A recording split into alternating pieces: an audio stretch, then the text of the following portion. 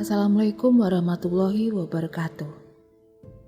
Halo semuanya, selamat datang di channel Alam Sukma. Di Alam Sukma kali ini akan diceritakan sebuah kisah yang berjudul Tumbal Pengganti. Diambil dari cerpenmu.com, karya Zafira Agnia Rahman.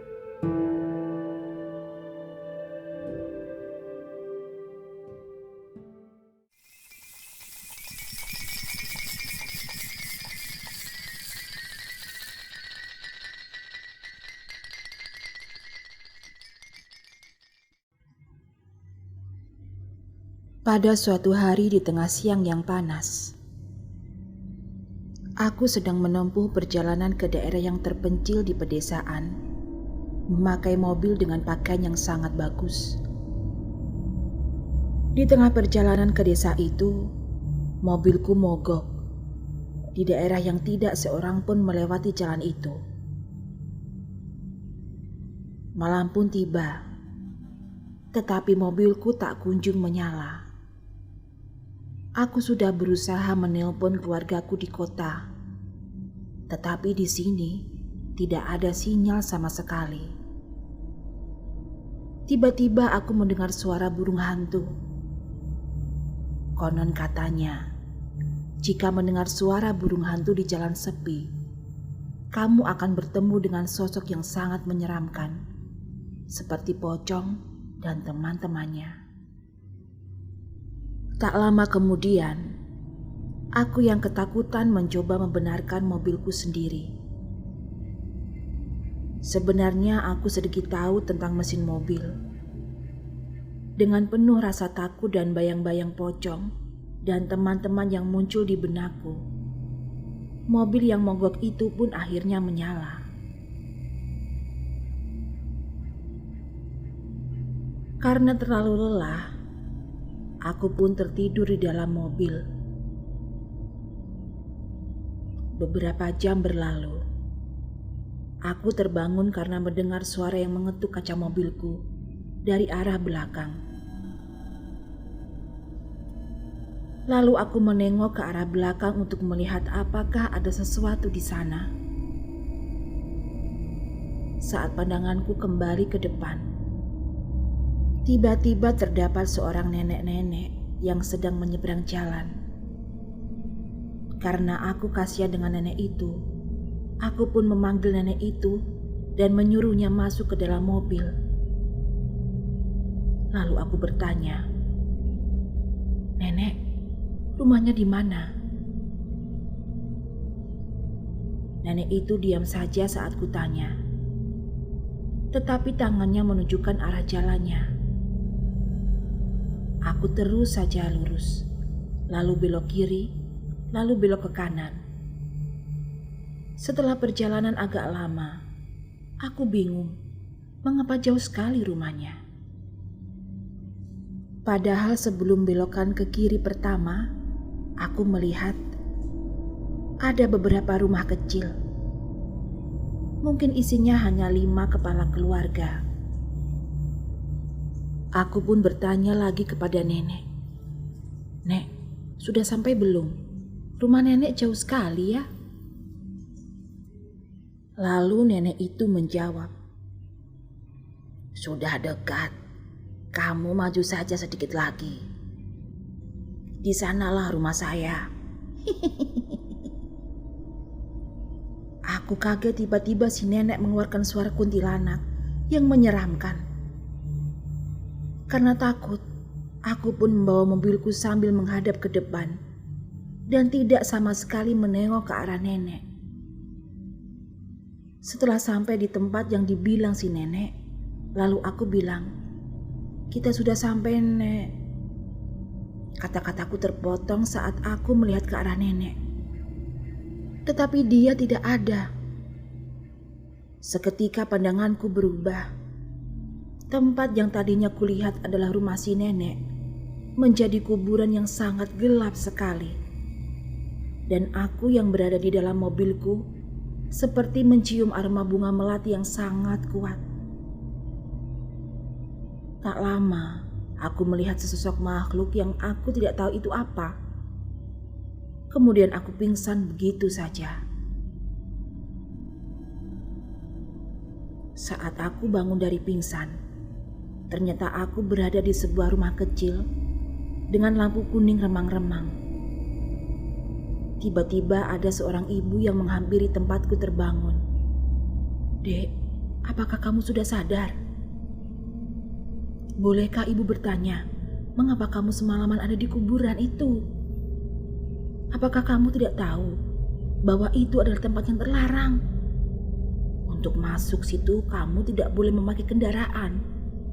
Jika kamu ke sana membawa kendaraan, maka kendaraanmu pasti ditumpangi dengan makhluk gaib yang ada di kuburan sana." Lalu aku menjawab, "Aku tidak tahu. Semalaman ada seorang nenek yang sedang menyeberangi jalan. Aku kasihan dengannya. Lalu aku menyuruhnya masuk dan ku bilang kalau aku akan mengantar ke rumahnya." Si ibu yang mendengar jawabanku terlihat bingung dan kaget. Katanya, "Bagaimana bisa seorang wanita sepertiku berani sekali menumpangi orang yang tidak dikenal?" Kata ibu, di desa itu tidak boleh sembarangan berbicara dengan orang asing atau apapun. Tiba-tiba saja si ibu menangis sambil memelukku. Lalu aku bertanya, "Ada apa, Bu? Kenapa ibu menangis?" "Aku baru saja teringat dengan anakku. Ia meninggal karena mendapat pengalaman sepertimu. Saat malam hari, ia mengendarai motor dan bertemu dengan nenek-nenek. Ia memberikan tumpangan kepadanya. Sampai tiba saatnya di kuburan terlarang itu.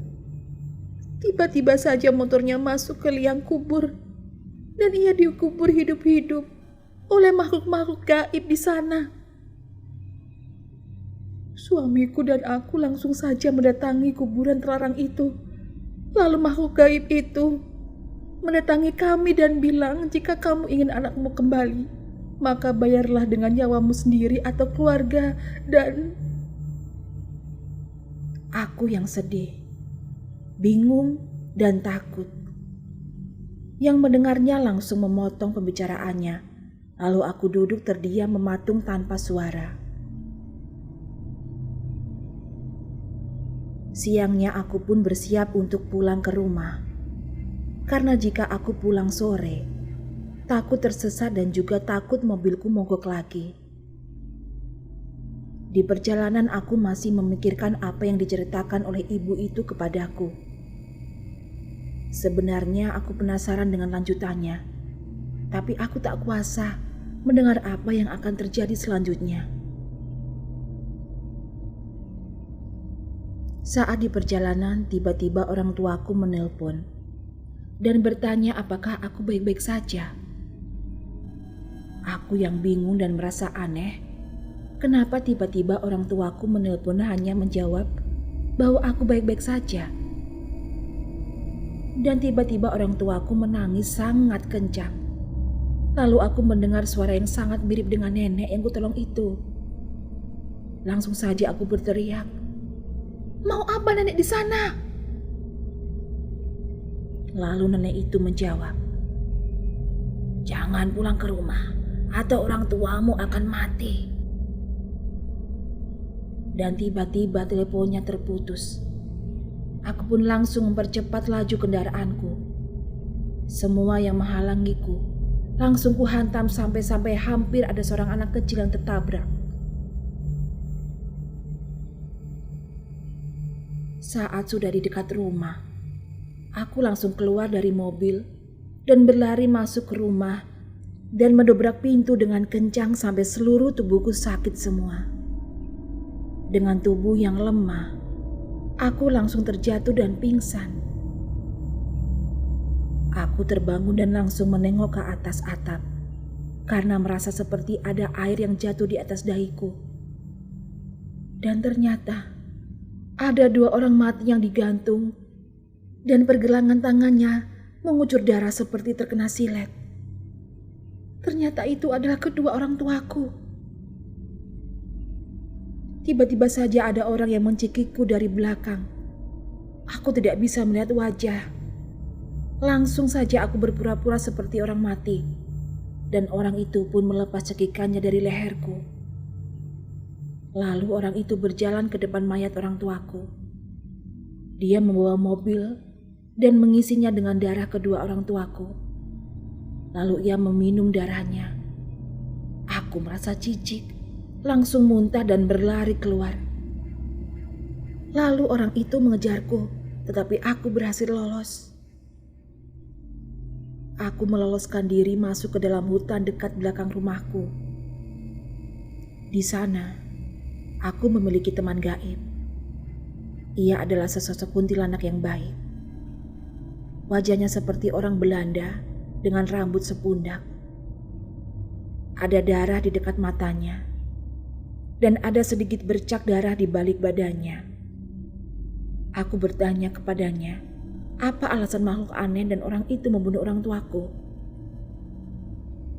Lalu ia menjawab dengan nada seram. Kamu sudah mengganggu kaumku di pedesaan kecil itu, maka kamu harus membayarnya dengan nyawa. Saat itu, kamu diselamatkan oleh manusia lain. Maka dari itu, kaum kami menggantinya dengan orang tuamu.